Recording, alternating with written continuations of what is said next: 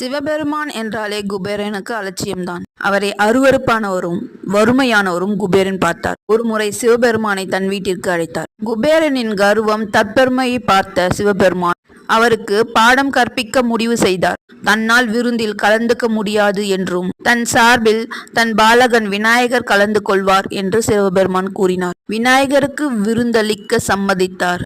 விருந்து தினத்தின் அன்று விநாயகரை வரவேற்ற குபேரன் தன்னுடைய அழகிய அரண்மனை பெருமைகளை விளக்கினார்.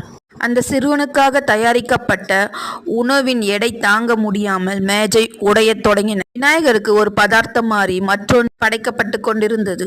விரைவில் அந்த மேஜை காலியானது. ஆனாலும் விநாயகர் திருப்தி அடையவில்லை. எனக்கு இன்னும் பசிக்குது என்றார். மிரண்டு போன குபேரன் இன்னும் உணவுகளை கொண்டு வருமாறு தன் பணியாளருக்கு கட்டளையிட்டார். சில நொடிகளில் அவைகளையும் விநாயகர் சாப்பிட்டு விட்டார். ஆனாலும் அவருக்கு பசி அடங்கவில்லை.